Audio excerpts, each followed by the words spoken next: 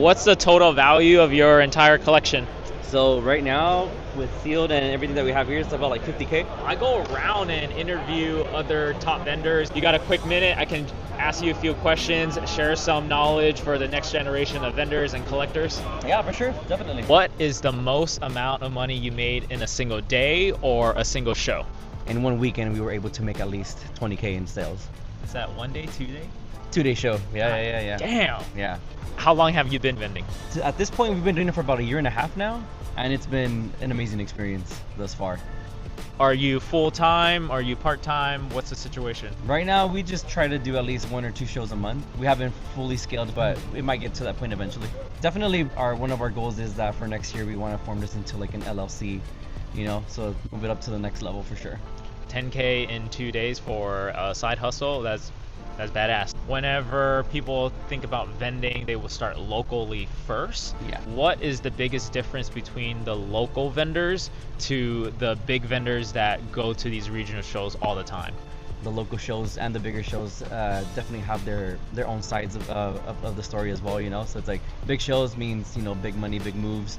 Local shows is where you can kind of like work to build inventory and kind of start up and learn the tactics of vending and navigating those movements. That way it helps out when it comes to these big shows. Like you're gonna be dealing with like more than $1,000 deals up and down all day, every day. So like local shows, like your gym leaders, you got regionals, Elite Four. Vending is high velocity sales. What's the best sales advice you can give? Definitely, I feel what works the best in these type of shows and stuff. Trading is your best friend. Trading definitely builds more value to your inventory, to the things that you're trying to get and stuff like that, whether it's sealed, whether it's singles, whether it's slabs. Trading helps to build that inventory value over the course of time. Break that down. Sure. So that is kind of counterintuitive. Everybody thinks about sell, but you're saying trade. Break that down. Why is it better? Yeah, because say for example, if I'm trying to I buy something for say $1,000, and then someone comes and wants to trade into that item. Instead of getting $1,000 cash for it, I'm getting either $1,200 in value, $1,300 in value. That way, in my next move, I'm going to be able to make that additional money with that. So trades help in that sort of sense. Cash is always good as well because it gives you buying power. But depending on the situation, trade can be your best friend. Awesome. There's a saying, riches in the niches. Pokemon itself is a niche. What's your niche in the TCG space? As of recently, right now, we've been doing pretty good with Japanese exclusives. Those like stamp promos, ponchos.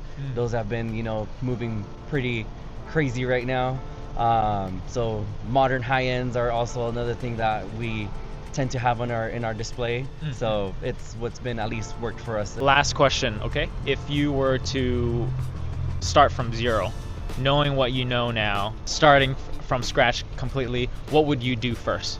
Try to build up my inventory with whatever amount of cash I have possible, with like up to 5K in inventory, making that 5K into 10K, 10K into 15K. What would be the first things you buy? Slabs within like $500 to $1,000 range seem to move fairly quickly all the time. We always try to have that one grail piece. Got it. And then the rest can be like the case fillers that can make your display look a little bit more presentable. Just to repeat that, so buy slabs in the 500 to 1,000 because that will move quickly. That way you can reinvest and grow that 5K to 10K faster. Yeah, in that sort of time frame. Yeah. Any last advice or any plug, anything you want to share with the audience? I mean, collect what you love. It's not all about just making money, and it's we're in this for collecting. Connections. That's your biggest thing as well. Getting to know one another in the community. I feel like that's gonna be your best asset, rather than just like having a large amount of inventory. Having that connection with other vendors and other friends that are in the community really goes a long way. It definitely has helped by being able to work with other people and just like collaborating with one another in a sort of sense. Awesome. Love it. It's all about the community. There you go, Manny, man. I appreciate it, bro. Thank you. Yeah, Thank you. sure. Thanks for having me, man. Of course.